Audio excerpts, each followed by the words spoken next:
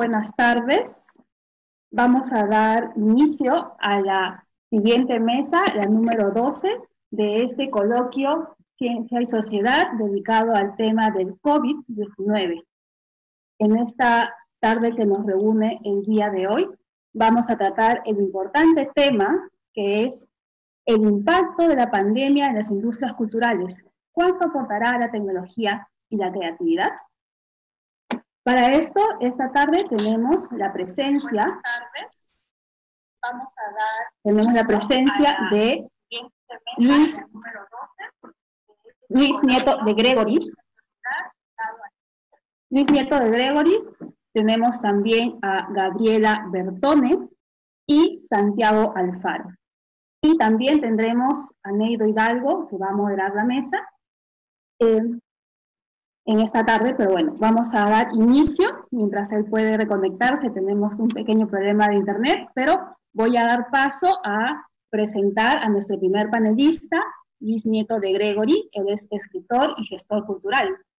Él es narrador cusqueño de destacada trayectoria.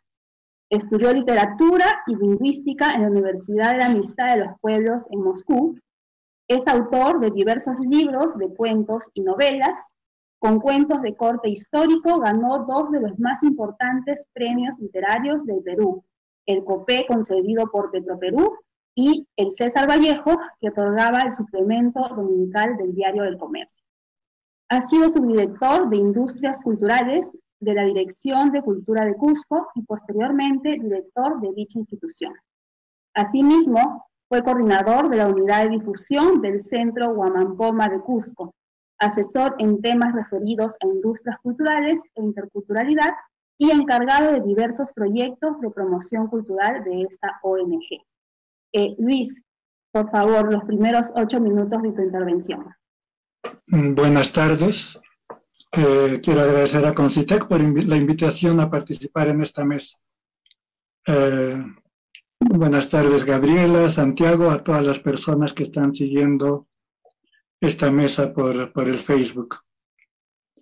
Como se dijo en la presentación, soy de Cusco. Voy a aprovechar para hablar un poco de los impactos en esta primera parte de la pandemia en Cusco. Tal vez no me refiera únicamente a las industrias culturales, sino en general al empleo cultural. Y quiero empezar señalando que en realidad el impacto es dramático. Tengo eso todo el tiempo en mente y quisiera que eso esté presente en toda mi intervención, que entendamos que en realidad todas las personas, las vinculadas a la cultura, están atravesando una situación sumamente difícil.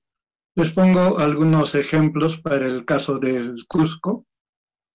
Como saben, la economía cusqueña se mueve en torno al turismo y muchas veces las industrias culturales de Cusco y el empleo cultural también están relacionados con la actividad turística.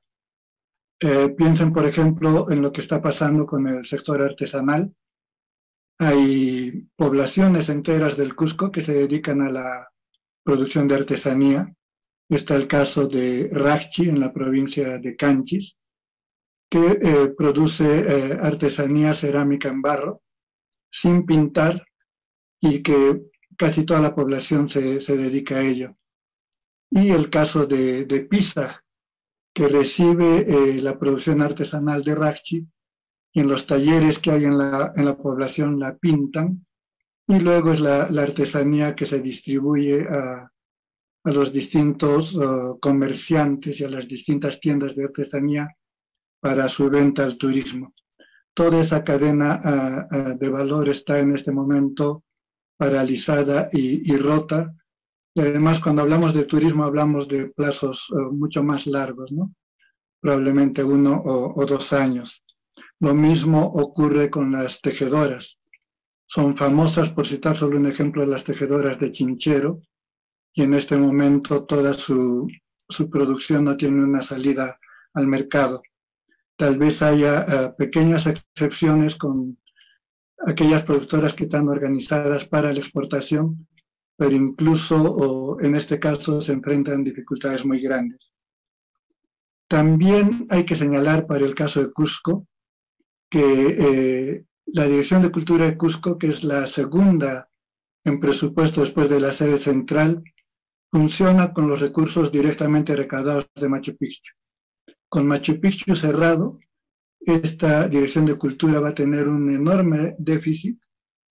La renunciante ministra Guillén señalaba en una entrevista que el Ministerio de Cultura tiene ya un déficit de 100 millones de soles a falta de estos ingresos, de estos recursos directamente recaudados.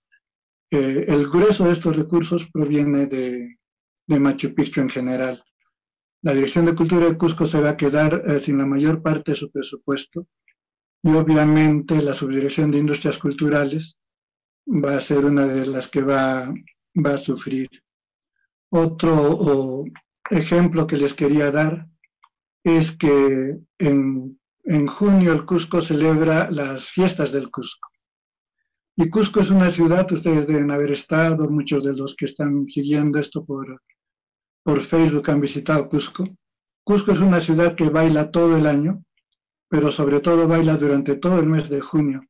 Durante todo el mes hay desfiles de jardines de la infancia, de colegios, de universidades, de mercados. Prácticamente no hay día del mes que no hayan desfiles. Y en torno a esto se ha generado una economía. Hay decenas, si es que no centenas, de tiendas que alquilan trajes típicos y que ahora están cerradas y que van a estar cerradas mientras dure lo peor de la pandemia. Y también junio es el mes en que los músicos tienen más trabajo, ¿no? Se acompañan los desfiles de la fiesta del Cusco, se acompañan los desfiles del Corpus, y todo tipo de músicos, desde las bandas grandes, bandas pequeñas, o simplemente pequeños grupos que tocan flauta, tambor, acompañan a estas danzas y van a sufrir terriblemente un impacto económico en el mes de junio. Yo, cuando hablo de impactos de la pandemia, siempre pienso, si a nivel macro, si agarramos sectores, vemos que este impacto es horrible. A nivel micro, si cuando vemos cada caso concreto de personas que nos quedan cerca, de la tienda de trajes típicos que nos quedaba en el camino, vemos que eso toma nombre y apellido y en realidad parte el corazón. ¿Cuál está siendo, a mi modo de ver, la respuesta ante el COVID desde el sector cultura?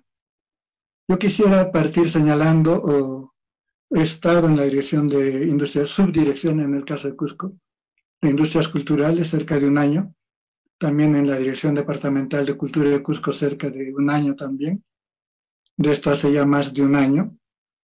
Quisiera partir señalando que ha habido avances importantes desde el Ministerio de Cultura en los últimos años para promover las industrias culturales. Voy a señalar solo dos ejemplos. Los estímulos económicos que se han estado dando, creo que ya este iba a ser el tercer o cuarto año, por primera vez en la historia del Perú, por una suma bastante elevada, más de 18 millones de soles, y que apuntaban a diversos sectores, el editorial, el de las artes escénicas, el cinematográfico, y que este año ya se han tenido que postergar las decisiones por la pandemia. Y también los premios nacionales, tanto de cultura como de literatura, muy importantes, porque además, en parte esos premios, en literatura sobre todo, han visibilizado el tema de las lenguas originarias. Hay también en cultura, lamentablemente, retrasos, creo que debidos a los cambios tan frecuentes de ministros en los últimos 2 años, 3 meses o menos el promedio de los ministros en la cartera, la demora en aprobar el Plan Nacional de Cultura, la carencia, bueno, esto sí, desde el inicio del ministerio, de un sistema de información de cultura que permitiría enfrentar esta emergencia de una mejor manera, con mejores herramientas. Eso en cuanto a antecedentes. Y en cuanto a la respuesta propiamente a la pandemia, sabemos que se ha hecho una encuesta desde el sector y la Municipalidad de Lima para medir el impacto entre las personas vinculadas al sector cultura, las organizaciones vinculadas a cultura, y sobre todo el decreto de urgencia que destina a 50 millones de soles para paliar en el sector los impactos de la pandemia. Entiendo que Santiago fue una de las últimas personas que entró a trabajar en cultura, volvió a cultura, a la Dirección de Industrias Culturales, en la gestión de la ministra Sonia Guillén, justamente para asumir este encargo, y que en estos momentos él nos contará debe estar al 100% del tiempo abocado a la reglamentación de este derecho, de este decreto, y a ver cómo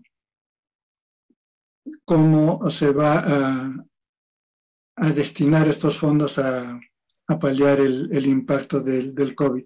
Cumplido tus 8 minutos, vamos ahora a pasar al siguiente panelista, pero me gustaría comentar brevemente lo siguiente. En un interesante artículo de mayo del 2017, Víctor Vich escribía: la cultura debe ser un agente central en la construcción del país. La entendemos como el tipo de vínculos y habilidad y que han determinado las relaciones de unos con otros y de todos con la naturaleza. Hoy que en espacios como este justamente estamos pensando en enfrentar la pandemia, esta reflexión recobre su importancia y recobra actualidad. La cultura tiene el gran desafío que se encargue más adelante de desarmar las secuelas de este distanciamiento social, entre comillas, tuvimos que construir, más allá de mantenernos en nuestras casas, para enfrentar el virus. Voy nuevamente a dar lectura del CV de Gabriela Bertone. Ella es licenciada en Arqueología por la Universidad Nacional Mayor de San Marcos, museóloga y curadora, dirigió el área de Museología y Museografía del Museo de Historia Natural de la Universidad Mayor de San Marcos. Cuenta con amplia experiencia en popularización y divulgación de la ciencia, ha tenido a su cargo el proyecto Museo Nacional de Ciencia y Tecnología y ha participado en la organización de la Semana Nacional de la Ciencia. Ha sido organizadora del Foro Internacional de Cultura 2018, Museos, Memoria y Sociedad, para el Ministerio de Cultura. Ha realizado numerosas exposiciones científicas e históricas para la Alianza Francesa, el Museo de Historia Natural, el CONCITEC, Petroperú, Sociedad Geográfica de Lima, el Museo Judío, entre otros. Gabriela, 8 minutos, por favor. Bueno, primero muchas gracias. Es un honor compartir la mesa con Luis y con Santiago. Gracias por la invitación al CONCITEC. Cuando me invitaron a participar, me pareció interesante que se puede incluir en el tema de industrias culturales, aunque la bibliografía no lo dice así, el tema de museos, que es de donde vengo, porque también es un sector que aporta, es un sector que dinamiza, y por otro lado, respecto al impacto, primero señalar que la última investigación que hizo la UNESCO en el 2015, desgraciadamente es la más moderna que tenemos. Las industrias culturales aportan aproximadamente un 3.5 del PBI nacional, y a nivel mundial dentro del 4 al 7% de cada país. Y bueno, esta pandemia que además nos ha agarrado a todos, a todo el mundo, de manera drástica y rápida, ha afectado, en este caso, como a todos los sectores, al área cultural y sobre todo a los museos. Creo que es importante analizar también cómo venía el rol de los museos, tanto a nivel mundial como en el Perú, ¿no? Los museos comienzan como coleccionistas, como espacios de colección, luego se abre investigación, y luego en los últimos 20 años tenemos el gran boom, la gran explosión de poder trabajar con los públicos, ¿no? De hacer los museos más accesibles, de hacer los museos más dinámicos, de hacer el museo el mind on, o sea, no solo la mente, la emoción a través de las exposiciones, y la pedagogía en museos también, y sobre todo muy ligado al tema de públicos. Teníamos el año pasado nomás protestas de los trabajadores en el Louvre por la cantidad de público que había, ¿no? Y bueno, justamente está Santiago, que trabajó el tema de museos abiertos, por ejemplo, para el ministerio, ¿no? En donde la parte de industrias culturales con museos se abrieron y tuvimos gran cantidad de público masivo asistiendo, los museos de noche, justamente el rol del museo se convirtió en un rol social, en un rol territorial, y quizás como parte de una crítica, se dejaron a veces de lado el tema de las colecciones o de la investigación, ¿no? Nos abocamos mucho al público. Entonces justamente eso ahora es lo que nos trae tanto problema. Y pienso también que nos abocamos tanto al público porque, por ejemplo, y voy a dar el caso específico del Museo de Historia Natural, que lo conozco perfectamente, es un museo universitario, el 85% de sus recursos son directamente recaudados, o sea, el 85% del presupuesto del Museo de Historia Natural, que es el museo más antiguo a nivel nacional, tiene colecciones de aproximadamente 3 millones de ejemplares, y grandes investigadores, se sostiene por la taquilla. Entonces, todo el trabajo que hemos tenido, muy grande en los últimos años, sobre todo cuando estuve trabajando en el área de museología y museografía, era para atraer más gente, y el público respondía. O sea, comenzamos con 40.000 visitantes y terminamos con 120.000 en 3 años, con muy poquitos recursos. Entonces, con esto quiere decir que justamente la inversión, sabemos que el Ministerio de Cultura es de los 19 el número 18 en presupuesto, y eso tiene muchísimo que ver con esta problemática también. Hemos generado el rol del museo hacia el punto de vista del público, que obviamente es muy interesante y además necesario también como un espacio de formación para los niños, de educación no formal. Entonces, ¿qué pasa ahora? Tenemos los museos cerrados. Sé que el Sistema Nacional de Museos, si bien tiene presupuesto propio de los 55 museos que tiene el Ministerio, también necesita de la taquilla. Ya escuchábamos a Luis hablando digamos, el agujero que hay económico por el tema del Machu Picchu y de las entradas, ¿no? También ocurre en el Sistema Nacional de Museos, que también falta presupuesto, y creo que entonces el rol del museo tiene que empezar a variar, porque justamente son espacios cerrados, espacios que a veces no tenemos la capacidad de poder manejar en los públicos. En el Museo de Historia Natural nos pasaba de que nos faltaban mediadores para poder manejar la cantidad de niños que había, y sobre todo el 80% de los visitantes de los museos son escolares, y todo este año no va a haber clases. Entonces, el impacto es dramático. Por otro lado, la poca o la reciente profesionalización con respecto al tema de museos también incide, ¿no? Hay mucha gente, salvo la que trabaja dentro del Sistema Nacional de Museos, en el cual los museos privados, por ejemplo, no se están pudiendo sostener. Entonces hay mucha gente que también tiene problemas de quedarse sin trabajo, ¿no?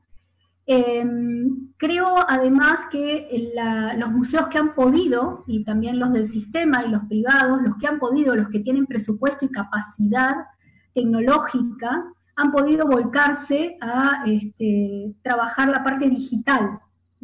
Ahí también tenemos una brecha, porque el manejo de colecciones, como decía, estuvimos siempre abocados en los últimos años a los públicos. La profesionalización y el manejo de colecciones también tiene una gran brecha. Entonces, si no podemos curar, o no podemos saber, o no tenemos la capacidad de poder digitalizar, por ejemplo, las colecciones que tenemos, entonces, ¿qué es lo que vamos a mostrar a través de lo digital? Por otro lado, se necesita insumos tecnológicos, que también los museos muchos carecen, y formación en esta parte, ¿no? Así como los docentes han tenido que correr apurándose para poderse formar en el tema digital, y poder empezar las clases, tenemos también personal que necesita tener fortalecimiento de capacidades para eso. Lo otro que también estuve analizando es que... Un minuto, Gaby. Ok, tenemos una sobresaturación de la oferta digital. Entonces, esta sobresaturación también puede ser que la gente empiece a perder interés. Así que creo que hay que tener muchísimo cuidado con esto y es muy importante también analizar cómo vamos a salir adelante, cómo vamos a reestructurar los museos para esto que se viene. Gracias. Gracias, Gabriela. O cómo también aprovechar no solamente de lo tecnológico, sino pensar en cuánto se necesita de un museo como espacio físico, ¿no? Y ver qué protocolos se adecúan más para volver a recibir público. Me parece magnífico, vamos a tener oportunidad de ampliar mucho más este tema de los museos, que es un componente importante en lo que es cultura en nuestro país. Ahora vamos a pasar el turno a Santiago Alfaro. Santiago es sociólogo por la Pontificia Universidad Católica del Perú, con estudios de posgrado en gestión política y cultural por la Fundación Ortega y Gasset de Argentina. Sus áreas de investigación incluyen las políticas culturales y el desarrollo de las industrias culturales y creativas. Es consultor de proyectos de investigación para el Ministerio de la Producción, el Ministerio de Comercio Exterior y Turismo, el Ministerio de Educación, el British Council, entre otras instituciones. Ha sido consultor. Se ha desempeñado además como oficial del Programa de Derechos Indígenas e Interculturalidad de la Oficina para América del Sur de la OFA.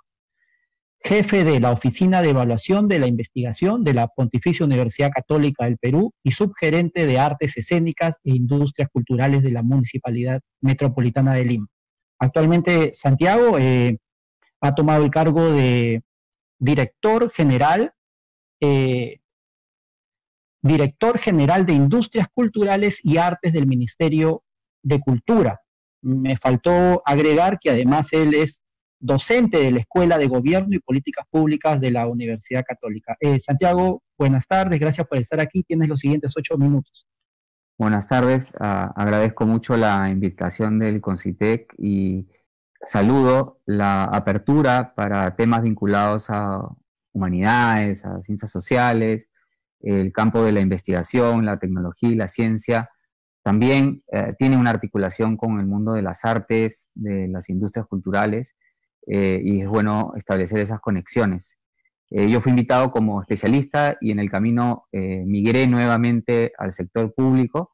Es una alta responsabilidad y por supuesto un honor que asumo, es una responsabilidad frente a mucha gente, pero el servicio público justamente demanda ese tipo de decisiones, ¿no? De tratar de, con la participación en el Estado, de tratar de mejorar las condiciones de vida de los ciudadanos, ¿no? Y en eso estamos abocados ahora.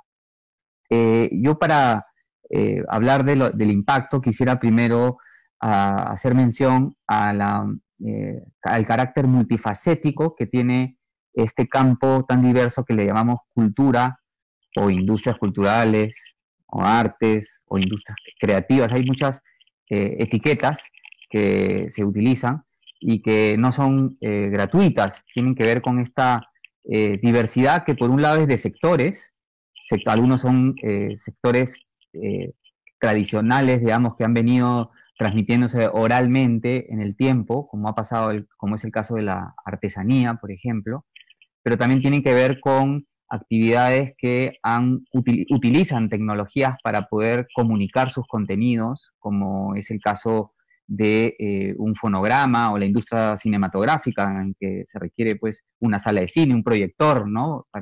O la misma ficción televisiva, un televisor para poder consumir un contenido, pero también involucra sectores como las artes visuales, la plástica, la pintura, la industria editorial, ¿no? que viene pues desde la época de Gutenberg con la imprenta hacia el 1400 después de Cristo. En fin, son sectores muy diversos y también son usados de manera diversa. En algunos casos las personas se acercan al proceso creativo de la cultura de manera profesional, ¿no? Son en ese sentido trabajadores culturales. Otros se acercan a la cultura como participantes, como miembros de una comunidad. Los jóvenes que se reúnen en todo el Perú para interpretar el K-pop o para hacer danzas en las plazas, no necesariamente están dirigidos a generar algún tipo de servicio cultural de manera profesional, sino están gozando, están interactuando, están formando parte de un colectivo, ¿no? Entonces, la lógica en ese caso es distinta, ¿no? Al de una empresa, por ejemplo, ¿no? Entonces hay distintos tipos de uso y también tiene distintos aportes el campo cultural. Hay un aporte estrictamente simbólico, por ejemplo, la lectura te amplía el vocabulario, te genera posibilidades de imaginar y ponerte en lugar de las otras personas, como dice Martha Nussbaum, ¿no? Tiene este concepto de un tipo de capacidad que desarrollamos los seres humanos, la capacidad narrativa, ¿no? Ponernos en el lugar de las otras personas, algo se puede desarrollar con la literatura, pero también tiene impactos económicos, que ya los mencionó Gabriela, a nivel del empleo, del aporte del PBI, impactos sociales, a nivel de la cohesión de comunidades, de construcción de identidades. Los jóvenes son jóvenes en tanto consumen alguna expresión cultural. Los jóvenes que les gusta el hip hop se denominan además como parte de una cultura, la cultura hip hop, ¿no? O sea, un universo de expresiones. Entonces, en fin, tiene diversos impactos y a la vez el acercamiento desde las políticas públicas también puede ser muy diversa. Se puede tener una visión más económica, que es el enfoque que se tiene de la economía creativa, que se centra en promover el aparato productivo. Puede haber acercamientos de la política más de fomento de la creatividad, preocupado de la innovación estética, o puede haber acercamientos en que se valora la necesidad de corregir las desigualdades que existen por razones de género, de ocupación, de etnicidad o de orientación sexual. Hay muchos factores de desigualdad también que se generan en el campo cultural, sea a nivel de la producción, sea a nivel del consumo cultural. De hecho, hay datos del ENAPRES, del INEI, de los últimos años que vemos que demuestran que hay muchas expresiones, como el caso del teatro, que solamente es consumido por el 8% de la población. O sea, en el 2017, solamente el 8% de los peruanos indicaron haber asistido alguna vez al teatro. O sea, el 92% no asistió al teatro, ¿no? Y esto tiene, digamos, no es gratuito, ¿no? Tiene razones profundas que habría que seguir discutiendo. Pero, entonces, este sector multifacético, por lo tanto, ha tenido impactos muy variados, ¿no? En algunos, los impactos de la pandemia, por un lado, el primero es obviamente el empleo. Hay como un corte en la nuca del empleo cultural, porque muchas actividades dependen de la presencia física de las personas, de la agrupación de las personas. Un concierto de cumbia o de música andina genera ingresos en tanto hay una taquilla. Al no haber, se dificulta, ¿no? La posibilidad de poder mantener empleos. Pero también hay afectaciones en la circulación. Ya en los últimos años las industrias culturales y las artes dependen mucho de la organización de festivales o de ferias o de mercados a nivel internacional. Entonces ahora está también cortados los vínculos entre los países y claro, hay también una afectación al tipo de consumo, ¿no? En tanto frecuencia. Hay actividades que requieren las fiestas tradicionales, por ejemplo, que aludía Luis Nieto, no se pueden realizar, ¿no? Las hermandades no pueden reunirse y generar el culto que Santiago, un minuto. Se ha hecho. Sí. Entonces los impactos son distintos y las soluciones, que la pregunta tenía que ver con las tecnologías, también son parciales. A veces se cree que migrar a Internet va a resolver muchos problemas que existían en el mundo físico, y en verdad las desigualdades se van a reproducir igual, y además todavía no se consigue pasar de los likes a los los ingresos, a la generación de ingresos. Es muy difícil. Por ejemplo, les doy el caso de la música. En Spotify hay estudios que calculan que cada visualización o cada vez que se escucha una canción, el Spotify valoriza eso en 0.0038 centavos de dólar, ¿no? Entonces, para tener más de 1000 visualizaciones, recién podrías tener $3. Entonces, no es que en el mundo ahora de Internet rápidamente uno va a poder recuperar los recursos que se han perdido en el mundo, digamos, de la normalidad, ¿no? Entonces, ahí hay todo un reto de cómo conectarnos con los públicos a través de las redes, ¿no? Cómo generar vínculos y bueno, eso es algo que podríamos seguir discutiendo, pero en todo caso las tecnologías sí obviamente nos dan un instrumento, pero que tiene que ser siempre visto teniendo en cuenta las desigualdades que puede producir por sí mismo, ¿no? Como puede ser a partir de la brecha digital, ¿no? Bien. Gracias, Santiago. Gracias a los tres panelistas por esta primera ronda. Vamos a pasar ahora a una segunda ronda. Va a iniciar nuevamente Luis Nieto de Gregory. A nosotros nos interesaría mucho saber exactamente, ahora pues sí, ya estamos en junio, ¿qué van a hacer estos músicos en esa ciudad que siempre canta y siempre baila para reactivarse a esta actividad cultural post pandemia, ¿no? Esa es una gran preocupación, porque no solamente son industrias, pues, de la ciudad, hay músicos que incluso trabajan llevando fiestas hasta en los cementerios, porque esta es nuestra cultura, ¿no?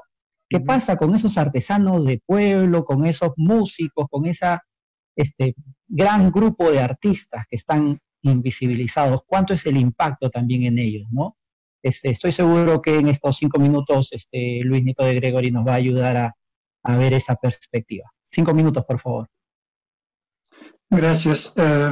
En esta segunda parte, en estos 5 minutos, quiero detenerme en la segunda parte que nos propusieron, cuánto aportará la tecnología y la creatividad en esta situación.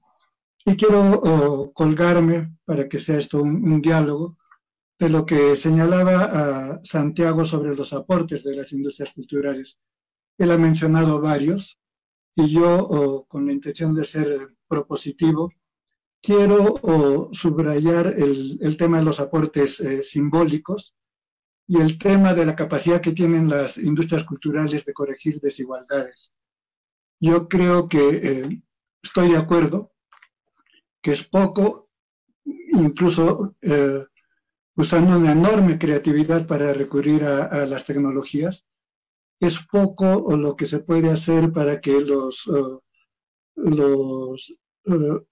sectores vinculados a cultura muevan la economía cultural.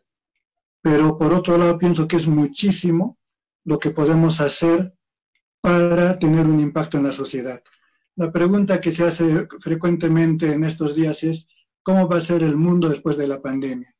Yo creo que el mundo va a ser igual o peor si es que no tenemos propuestas para después de la pandemia. Y el sector cultural es uno de los sectores que puede aportar este tipo de propuestas.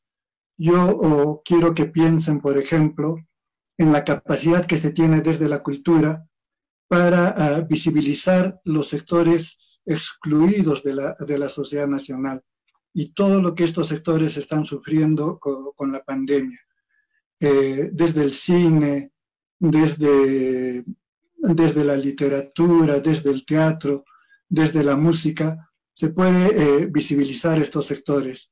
Piensen, por ejemplo, en esta tendencia a negar que hay exclusión, que hay racismo en nuestra sociedad. Hace poco hemos tenido una discusión sobre eso, sobre el tema de la exclusión lingüística, una realidad que nos golpea todos los días y que podemos trabajarla desde la cultura, ¿no? Pienso también en casos como visibilizar a estos sectores excluidos desde el cine, lo que se hizo, por ejemplo, con la película Huayna-Pacha, una película en aymara que muestra la historia de 2 ancianos en la puna, en Puno, pero que creo que nos puede ayudar a cambiar el imaginario nacional en el tema de estos sectores excluidos. Santiago mencionaba los conciertos de música. Pienso en cómo, por ejemplo, la música de Renata Flores, la presencia que tiene en YouTube, puede hacer ver a los jóvenes lo importante que es identificarse con con lenguas como el quechua, el aymara, las lenguas aborígenes, y lo útiles que son estas lenguas en la cultura actual. En general, a lo que estoy apuntando es a que desde la cultura, sobre todo las áreas creativas de la cultura, desde las industrias creativas, yo creo que tenemos una enorme responsabilidad. Creo que podríamos seguir dando un sentido a esa propuesta utópica que nos hizo todavía José María Arguedas, de construir un Perú de todas las sangres. Y creo que podríamos relacionar esto además con una fecha tan importante como el Bicentenario. Creo que la pandemia podría ayudar a que los creadores, los artistas, en general todo el sector cultural, le ofrezca al país una narrativa que vaya en ese sentido, de trabajar por un Perú en que todos los sectores tengan un lugar, en que todos los sectores tengan una oportunidad, en que todos los sectores sociales, culturales, reciban el apoyo del Estado. Creo que eso en estas circunstancias sería sumamente importante. Listo, Luis, muchas gracias. Vamos ahora a otorgarle los 5 minutos siguientes a Gabriela. Gabriela, por favor, tu turno. Gracias, Aido. Bueno, justamente mencionaste al final de mi exposición el tema de los protocolos, el tema del manejo de los museos, luego de esto, ¿no? Porque sabemos que esta pandemia va a terminar. Creo que el gran error sería no aprender de esto que ha pasado, ¿no? Y creo que en ese sentido, respecto al tema de museos, de espacios culturales, de espacios expositivos, de sitios arqueológicos también, necesitamos trabajar fuertemente en un protocolo justamente para estas emergencias. También estamos en un país sísmico, ¿no? ¿Qué hacer? Sabemos que está el COER, ¿no? Que es este comando de emergencia, que también está dentro del Ministerio de Cultura, y que va monitoreando cuando existen estas problemáticas, pero el después, ¿no? Entonces nos ha agarrado, por ejemplo, se ha tenido que suspender las labores y no hemos sabido cómo seguir trabajando con el tema del patrimonio. Ha quedado en algún caso las personas que hacen vigilancia, pero sabemos que las colecciones necesitan ser revisadas periódicamente, y que carecemos de un sistema y de un protocolo a nivel nacional para este manejo. Creo que eso es algo importantísimo que tenemos que ver. Por otro lado, también sé que en Europa se están comenzando a manejar protocolos para el manejo del público, las cantidades de personas que ingresan, las medidas sanitarias que se tienen que tener, y sé que eso es algo muy complejo también, ¿no? Necesita presupuesto, necesita personal. Entonces creo que reactivarlo o poder generarlo aquí va a ser algo complicado. También se necesitan protocolos para ello. Así que eso es algo muy importante. Por otro lado, también tomo lo que decía Santiago respecto a las brechas digitales, ¿no? Que es algo que me quedó por decir. Primero, el tema de la sobresaturación que existe y que estamos viendo de productos de todo tipo, en este caso también podrían ser productos culturales, en donde lo que pienso y creo, y también hay analistas que lo están viendo, van a hacer que nuestras audiencias bajen. Por el otro lado es a quién nos dirigimos, porque tenemos los temas de accesibilidad y de brecha digital, accesibilidad lingüística también, ¿no? Es complicado y a veces oneroso poder traducir en distintas lenguas originarias, por ejemplo, para que distintas poblaciones puedan seguir, y también el hecho de poder dotar a la gente de estas herramientas, o mismo de internet o mismo de luz. Y por otro lado estos espacios y los museos y los sitios arqueológicos son también dinamizadores de la sociedad alrededor. Entonces esto lo digital, digamos, no lo puede suplir. Y creo que todavía no tenemos una respuesta clara de cómo vamos a hacer para poder seguir adelante respecto a ello. Yo saludo que el Ministerio, por ejemplo, tenga esta unidad de estudios económicos. También es algo que nos agarró sin poder conocer luego de casi 11 años del Ministerio que tenemos a nivel cultural, ¿no? O sea, los museos sí están estuvimos haciendo una investigación sobre cuántos museos y espacios expositivos hay en el Perú. Los números todavía no están tan claros, pero pienso que necesitamos registrar toda la actividad económica de todas las industrias culturales para ver dónde incidir. Entonces esta pandemia también nos agarra con esa problemática, no sabemos qué tenemos. Entonces, si no trabajamos en políticas orientadas desde las evidencias, es bien complicado también. Pienso que la creatividad sí es algo, estamos explorando cómo hacer exposiciones virtuales, por ejemplo, teniendo en cuenta este tema de la brecha digital y hacia quién nos dirigimos, teniendo en cuenta también que, también como mencionaba Santiago, qué ingresos nos puede producir eso, no lo sé.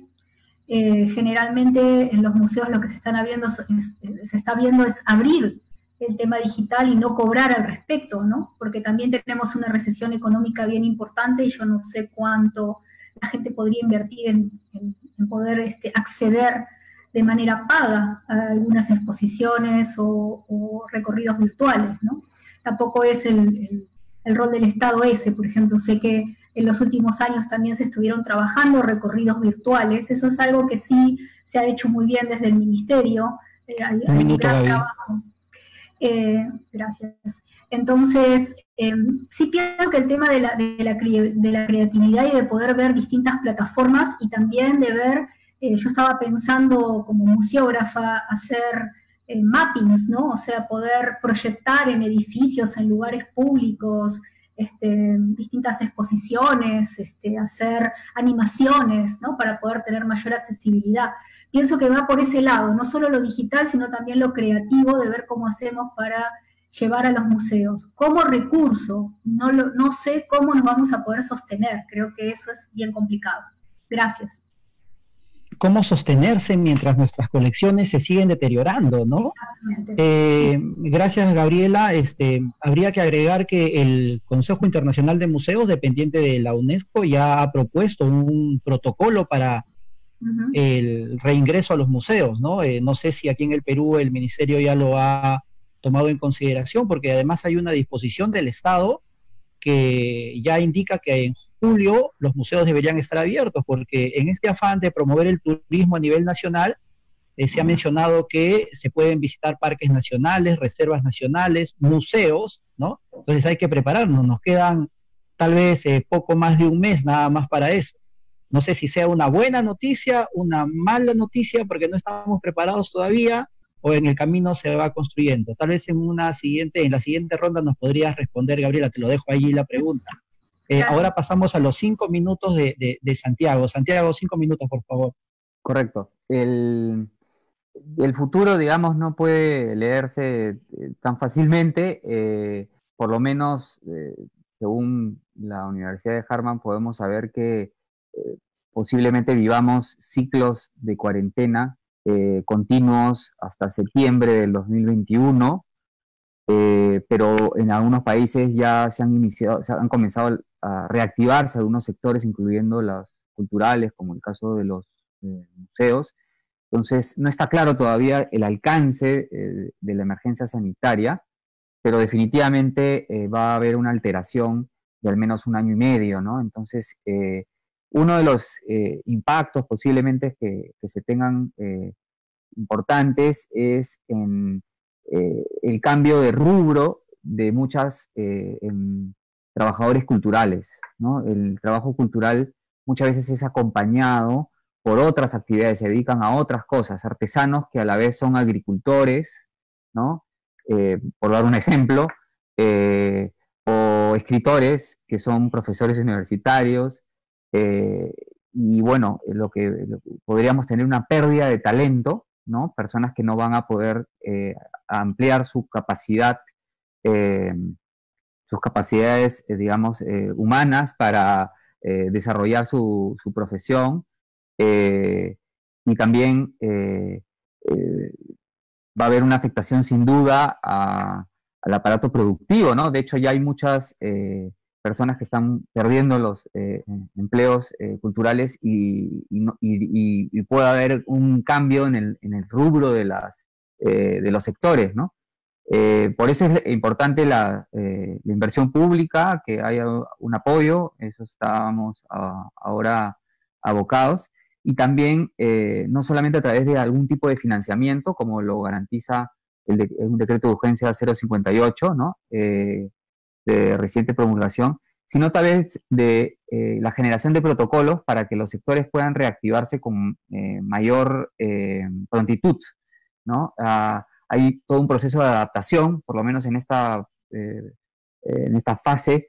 Las librerías, algunas ya han comenzado a operar en el Perú, ¿no? A través de la venta y llevándolos a las casas. Los museos efectivamente públicos se están preparando para poder abrirse, que en su caso puede ser más fácil, ¿no? Porque las distancias se pueden mantener, ¿no? Algo que se vuelve quizás más difícil en un concierto, ¿no? La vida del concierto, que es justamente algo colectivo, que implica interacción, la idea del pogo, ¿no? De tocarse es algo que vamos a extrañar posiblemente durante mucho tiempo, y el reto es ver de la medida de lo posible de que la migración a Internet permita crear modelos de negocio y de oportunidades para que la gente pueda vivir de lo que trabaja, ¿no? Sin embargo, a pesar de todas las dificultades, las artes van a continuar. Esto es una vocación. Hay estudios de economía de la cultura que muestran que un creador se dedica a su oficio no por el valor económico, ¿no? Sino porque hay un interés de expresión, ¿no? Que siempre, claro, requiere un grado de profesionalización, pero que es un interés que no se va a agotar, no va a desaparecer. Es una llama que se va a mantener viva, ¿no? Pero bueno, hay que buscar generar mejores condiciones para que esos procesos de reactivación se den lo más pronto, que se puedan tener algunos apoyos para afrontar la emergencia, y también que se puedan ofrecer herramientas, nuevas capacidades para la adaptación al contexto actual, ¿no? Y hay, por ejemplo, obras de teatro que han comenzado a transmitirse a través de Internet y con medios de pago, ¿no? Es otra manera de cómo se está sobreviviendo el contexto.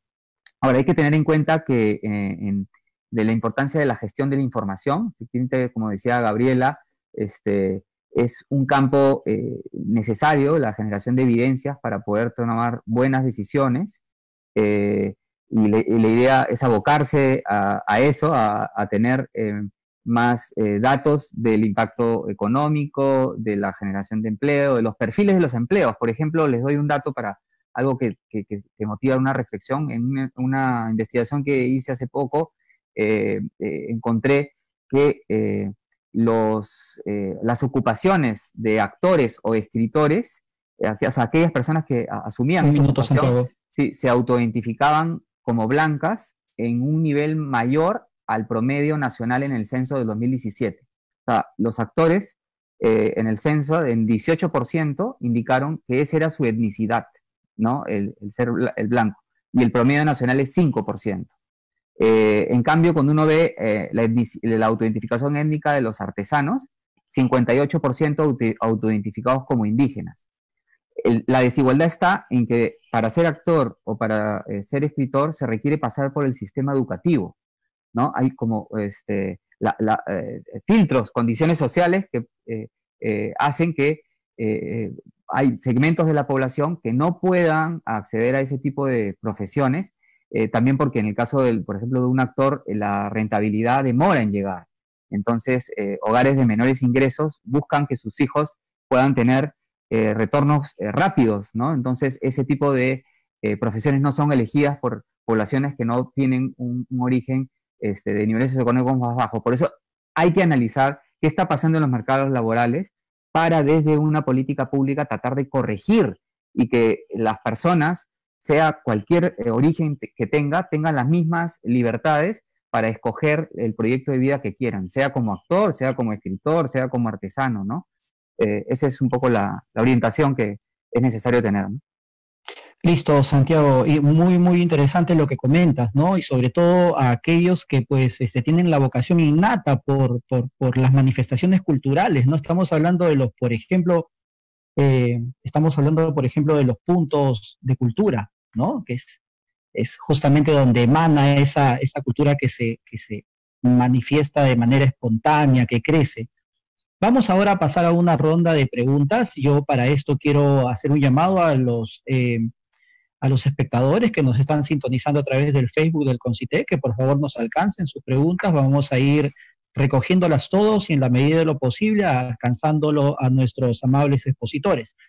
¿Qué les parece si, a ver, les menciono unas 3 preguntas, ustedes responden en la mayor comodidad que sientan con cada una de ellas, o también responden hacia lo que les he venido yo consultando en el transcurso de sus intervenciones y que ha quedado pendiente, ¿no? Una pregunta, por ejemplo, es ¿cuánto de la oferta de las industrias culturales podrá ser recuperado en un plazo relativamente breve? O sea, estamos hablando en lo que está todavía durando la pandemia y en los meses siguientes que va a venir, ¿no? O sea, aquí nos están preguntando cómo aterrizamos que ya las industrias culturales se vayan recuperando, ¿no? ¿En qué plazo? Y sobre todo, ¿cuánto aportarán los recursos tecnológicos? Otra pregunta es, ¿ha llegado el momento de limitar el acceso físico del público a los museos para asegurar el mayor beneficio y satisfacción de su visita? Hoy día, justamente a propósito de esto, salió una nota sobre el otro polo de los museos, ¿no? Esos museos masivos, donde se pierde más la percepción de ver el objeto, de ver las colecciones, esos museos que ya tienen demasiada gente, ¿no? Hemos pasado hacia el otro extremo, a museos cerrados que no tienen gente. Tal vez es el momento de estudiar este equilibrio, aunque lamentablemente en el Perú no hay casos de museos relativamente masivos en su visita, ¿no? Ha llegado el momento de promover más la digitalización de nuestras colecciones, de nuestras exposiciones, para lograr visitas más ilustrativas de lo que se expone de manera física. Es más o menos por donde iba la explicación de Gabriela, ¿no?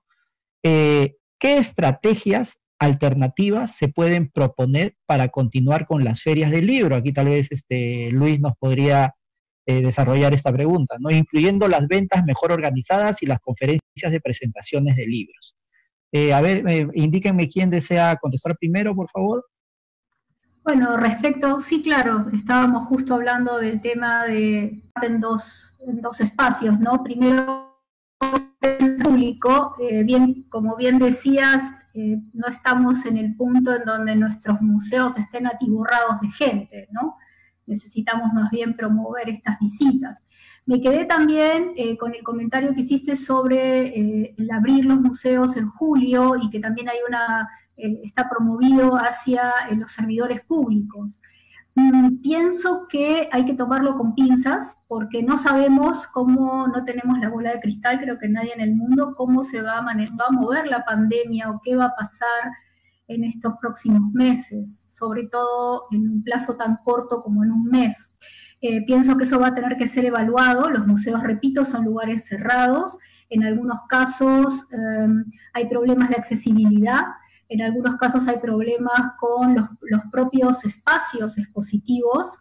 Entonces creo que si bien me parece muy bueno que se puedan ir abriendo estos lugares, supongo que hay que ser muy cuidadosos al respecto. Y también adaptar estas recomendaciones que tiene el ICOM a nuestra realidad también, ¿no? Es importante volver a reactivarnos, pero siempre teniendo en cuenta los alcances sanitarios, lo primero. Por otro lado, estábamos hablando respecto al ser creativos y a tener estos alcances digitales y tecnológicos. En los últimos 5 o 6 años se viene trabajando desde redes sociales en muchísimos museos y también en la digitalización de las colecciones. Ahora, la digitalización es como el fin último que tenemos que tener. Primero tenemos que investigar, tiene que estar bien inventariada, estamos a mitad de camino.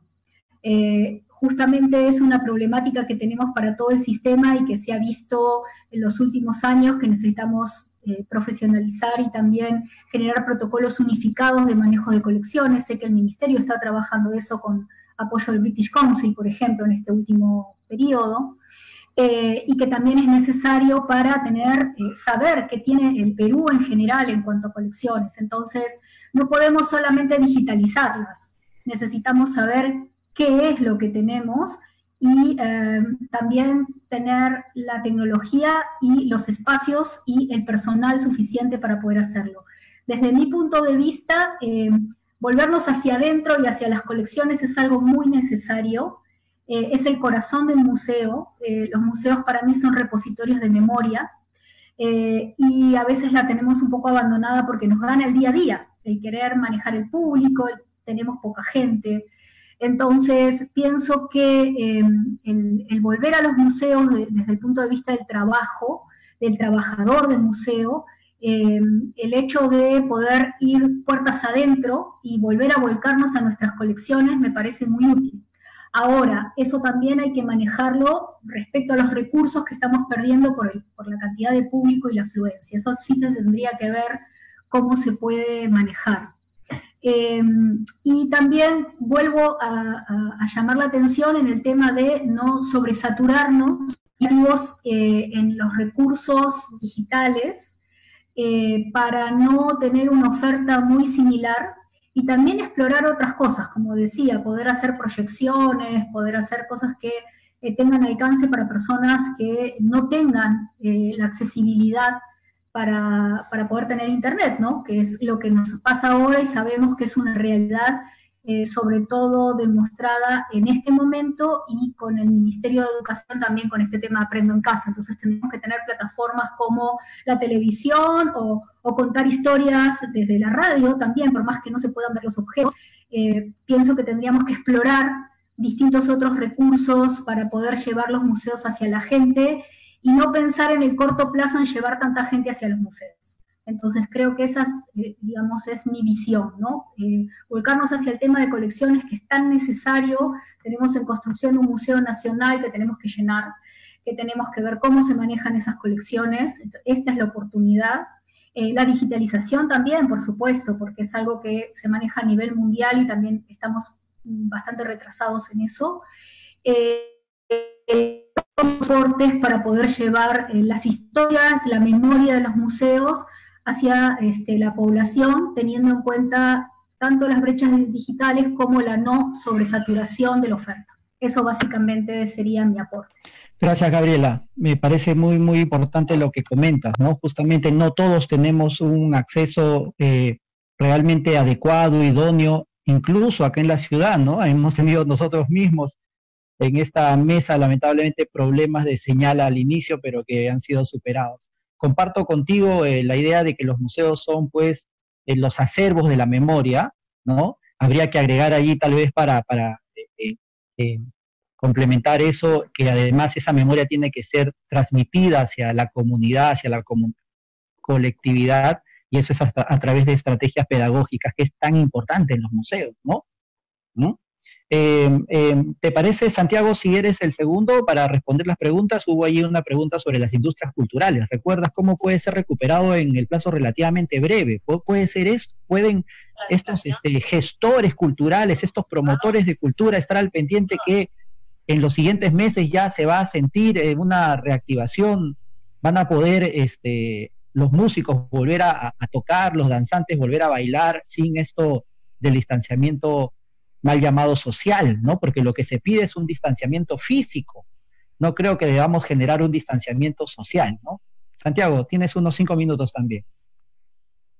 Gracias por la oportunidad. Como mencioné, el sector cultural o las industrias culturales y creativas son multifacéticas, por lo tanto, las capacidades para recuperar las inversiones previas o el aparato productivo existente previo a la pandemia varía de sector en sector. Para dar un caso, por ejemplo, en la música, los músicos de bandas o orquestas típicas, por ejemplo, del Valle del Mantaro, van a tener una valla un poco más alta que la que podrían tener un cantautor. porque ellos vivían de ingresos que les daba directamente a la colectividad al celebrar la fiesta de Santiago, ¿no? O en el Cusco, la fiesta, la Mamacha, bueno, en el Puno de Mamacha Candelaria, en fin. Ahí había un vínculo directo con comunidades que les generaban los ingresos para poder sobrevivir. A distancia no hay esa actividad.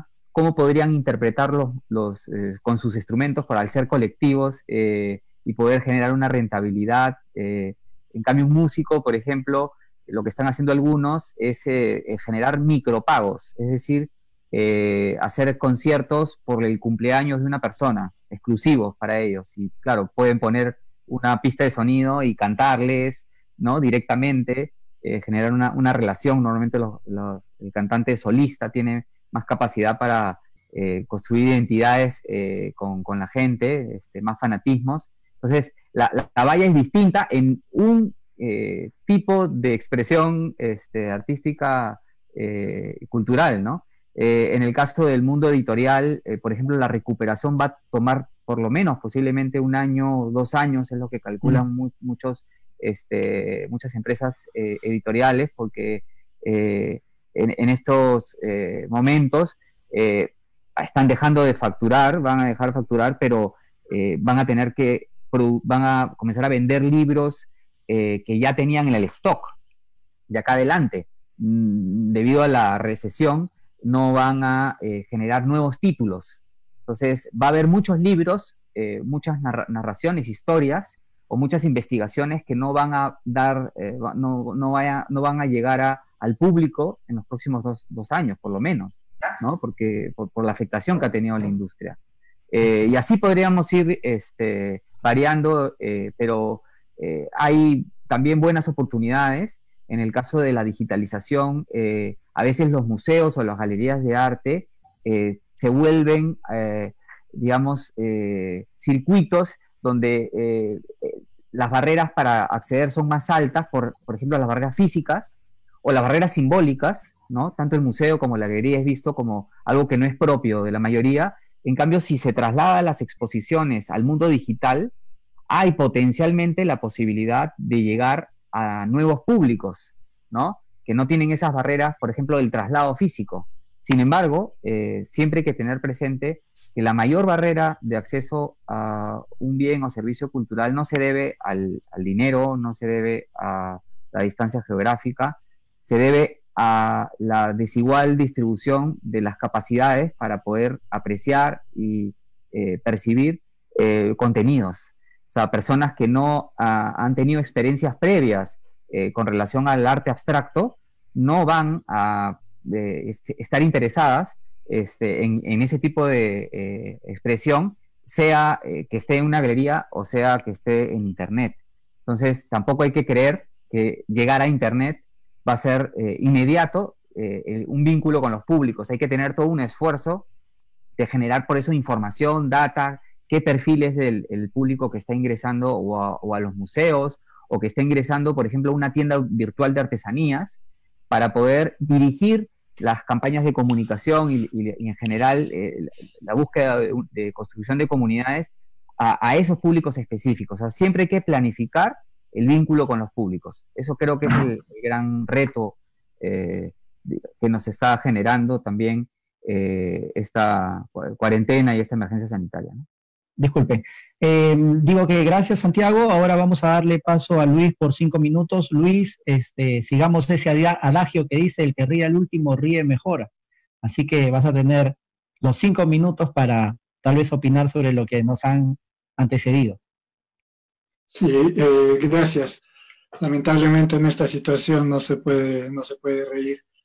Quería tocar solo dos eventos culturales. Uno lo mencionaste tú, la Feria Internacional del Libro, y el otro el Festival de Cine de Lima. Creo que en el calendario cultural nacional son los 2 eventos más importantes. La feria del 2019 convocó a 500.000 de personas y las ventas fueron por casi 20 millones de soles, y ya este año ha sido convocada de manera virtual. Y el Festival de Cine de Lima acaba de ser convocado hace 2 o 3 días de manera virtual. Yo creo que acá nos podemos hacer una idea de los enormes impactos que tiene la pandemia. Una feria de libro de manera virtual puede ofrecer muchas cosas, puede ofrecer encuentros con autores, puede ofrecer de repente reuniones entre editores, pero no puede ofrecer la venta de libros.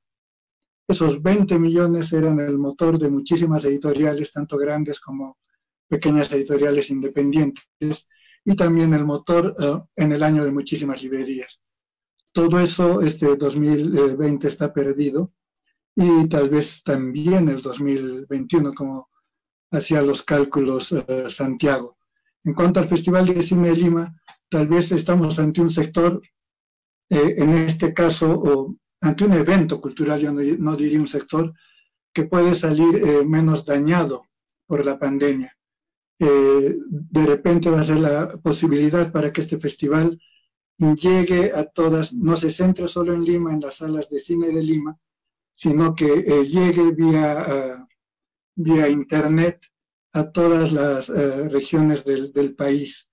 Y tal vez sea una manera en que este festival gane algo, porque las 30 películas que se suelen presentar podrían ser apreciadas por muchos espectadores. Aunque obviamente hay un golpe económico en el tema de los ingresos de taquilla de las exhibiciones en las numerosas salas que se utilizaban para ello. Quiero hacer notar simplemente con estos ejemplos que el impacto de lo que estamos enfrentando es muy grande y que las soluciones tecnológicas, como han señalado Gabriela, como ha señalado Santiago, no siempre van a poder paliar ese impacto. Para terminar, más bien quisiera retomar lo que dije sobre el aporte de las industrias, el aporte de la creatividad. Quiero hacer recordar que las políticas culturales en Perú no son solo para promocionar las industrias culturales, sino en un país como el nuestro tan pobre y con tantas brechas sociales, para promover ciudadanía. Entonces, esto es algo que creo que no debemos olvidar en ningún momento, que la cultura con su potencial simbólico debe ayudar a que nuestra sociedad sea cada día más inclusiva, más integrada. Y yo creo que, como decía Santiago, quienes estamos en la cultura por vocación, que es el caso de muchos, y quienes además tenemos la posibilidad de ejercer otros oficios que son los que nos dan el ingreso económico, creo que podríamos concentrar nuestro esfuerzo en lo que señalaba antes, en generar narrativas de nación que ayuden a ver un Perú del Bicentenario de todas las sangres, un Perú de todas las sangres en este Bicentenario. Gracias. Bien, gracias Luis. Vamos a, ¿qué les parece pasar ahora a leer las preguntas del público? Yo voy a mencionar también una batería de preguntas y por supuesto ustedes, aunque hay preguntas que están dirigidas por los espectadores que han ido escuchando sus intervenciones y que han puesto preguntas así directamente con nombre y apellido. Voy a ir leyendo, como les digo, unas 4 o 5 preguntas y ustedes pues consideran a bien cuál responder.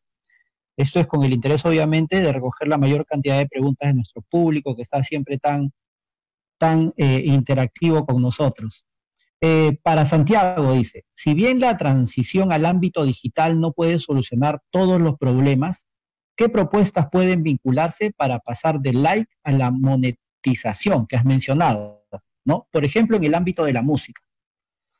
Acá hay otra pregunta, es, ¿cuál es la propuesta del ministerio para desarrollar, esta también es para ti, para desarrollar un espacio de trabajo para que los escultores recuperemos nuestros ingresos? O sea, que tenemos escultores en el público que nos está viendo, ¿no? Educación y cultura son dos elementos cruciales para la vida de cualquier país ante el contexto histórico que vivimos. ¿Pueden hacer nuestros expositores una reflexión sobre la relación entre ellos, entre educación y cultura? Es justamente lo que hablábamos con Gabriela sobre el foco de los museos, ¿no? Educación y cultura. ¿Qué políticas inclusivas en base a las TICs u otros se están planteando se están lanzando para involucrar a un público socioeconómico bajo. Interesante, justamente estos que no tienen tanto accesibilidad a la tecnología, ¿no? Hace poco salió un reportaje en televisión donde se acercaban a una comunidad y el niño pedía que en lugar de traerle víveres le traigan un celular para poder seguir su clase, aunque sea por teléfono, su clase de Aprendo en Casa, ¿no? Las industrias culturales inmateriales como la danza, ¿hasta cuánto es el impacto económico y cómo prever una solución en tiempos del COVID? Finalizo con esta pregunta. ¿Cuál será el impacto real de las presentaciones artísticas en teatros en todas sus versiones? Esto es un poco más general. Bueno, comencemos con estas preguntas. Lo hacemos nuevamente en el orden que estaba establecido. Luis Nieto, por favor. Bien, pensé que había habilitado el micrófono, pero recién ahora. Creo que en el tema de las plataformas digitales para las industrias culturales se ha conversado bastante. Tal vez yo me limitaría a hacer una pequeña reflexión sobre el tema del vínculo entre educación y cultura. Yo creo que estamos viendo que la pandemia ha puesto digamos, en agenda el tema de la educación por medio de la televisión, del internet, ¿no? Y las capacidades que tiene el Estado para esto, que aunque ha demostrado una respuesta rápida, seguramente no son muchas. Yo creo que cultura y educación caminan de la mano. En el tema que para mí es más cercano, se ha producido de hecho un vuelco importantísimo en los últimos años, con la implementación del plan lector en todos los colegios y escuelas del país, de la República. Esto ha sido un motor importantísimo para la industria editorial y también un estímulo enorme para los escritores, para quienes hacemos literatura.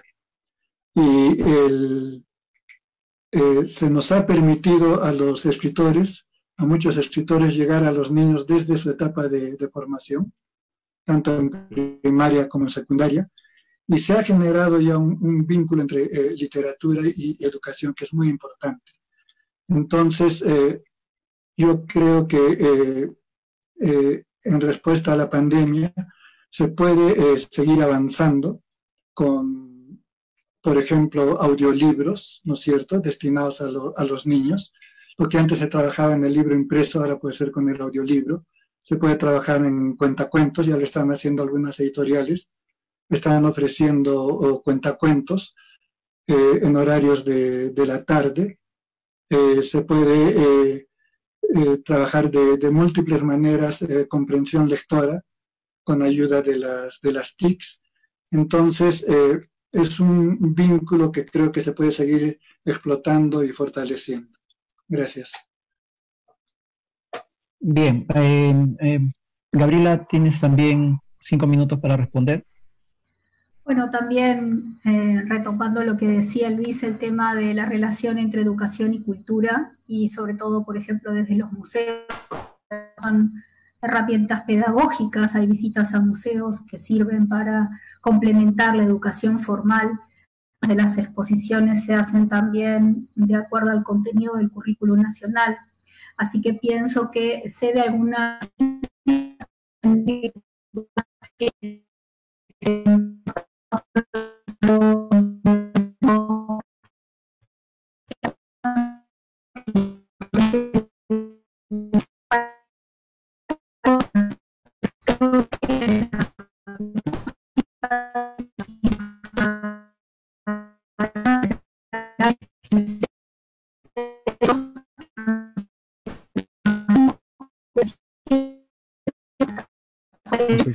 que sean bien curados además, ¿no? Que tengan sólido contenido en cuanto a lo cultural, para poder aportar. También hay hasta videojuegos, por ejemplo, y sabemos que los niños tienen mucho alcance con eso, ¿no? Como yo tengo 2 hijas y realmente manejan mucho este tipo de plataformas, y también los docentes están buscando este tipo de herramientas para poder complementar sus clases, que no son fáciles desde lo digital.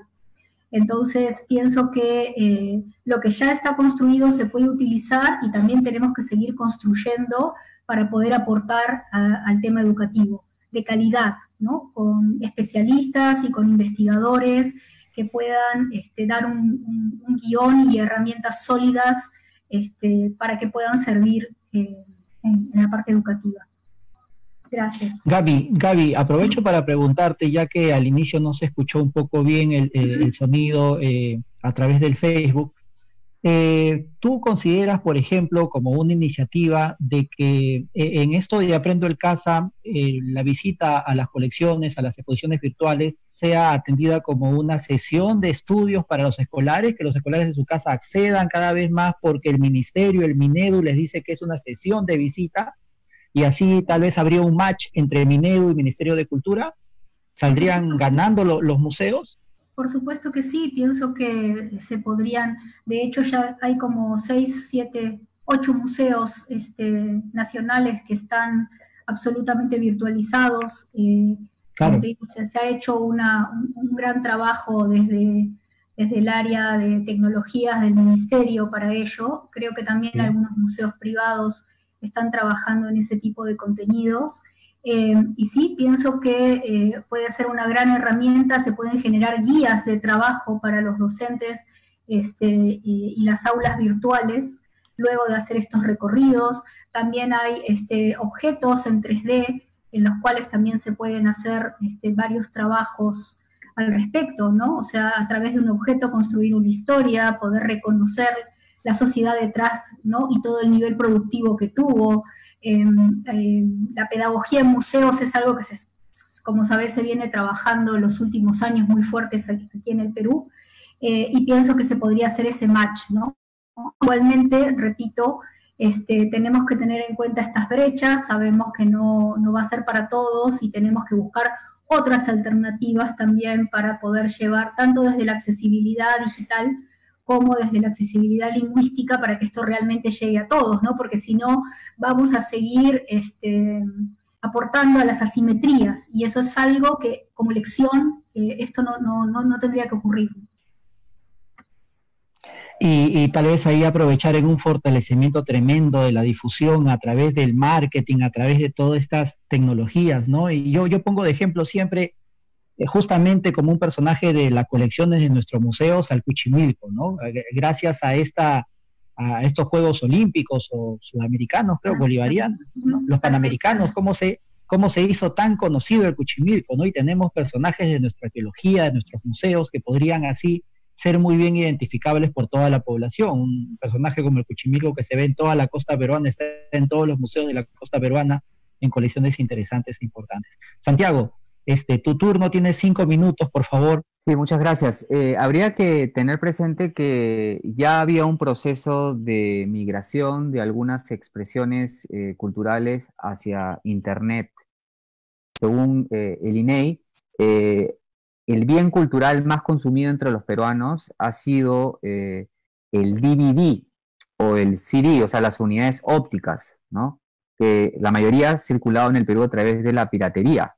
O sea, si ustedes van a una comunidad nativa o van a un, digamos, a un pueblo joven en Lima, va a encontrar televisión y va a encontrar un reproductor de DVD. O sea, hasta en los niveles socioeconómicos más bajos se ha ido consumiendo contenidos musicales y audiovisuales a través de esa vía en físico. Sin embargo, los bienes físicos ya se ha incrementado el consumo a través de Internet, especialmente en YouTube. Los peruanos somos muy youtubers, nos gusta mucho consumir ese canal, y eso se debe a que ha habido mejores planes en los celulares. Cuando uno ve las estadísticas, lo digo porque también hice una investigación del tema y encontré que al bajar los planes y haber más teléfonos inteligentes más baratos, más cantidad de gente está accediendo a través de esa vía. Entonces, ya había un proceso de migración, y claro, el reto es cómo monetizar, ¿no? Hay muchas estrategias, depende obviamente de la expresión, pero en el campo de la música, algunos han optado por la personalización, como les decía, cantarles a familias, ¿no? O a colectividades a través de Zoom, ¿no? O enviar discos firmados, ¿no? Desde eso, o hasta reinventar los modelos de negocio. O sea, ahorita también las grandes plataformas que dominan los mercados, que están altamente concentrados, hay que tenerlos en cuenta, o sea, Netflix, ¿no? Spotify o digamos la oferta que da Facebook, son las que tienen los primeros espacios donde uno podría conectarse con los públicos. Facebook está por sacar mecanismos para hacer conciertos en vivo y poder cobrar por eso, al verlos. Join Us, que es una plataforma peruana, también ya está haciendo exposición de obras de teatro con costo, ¿no? Entonces, estamos en pleno proceso de reubicación y creo que hay que simplemente ir buscando opciones y obviamente desde el Estado generar condiciones para que eso beneficie a una mayor cantidad de personas. Eso era con relación a la pregunta sobre la migración a Internet, pero había otra pregunta, ¿cómo se va a beneficiar un escultor, por ejemplo?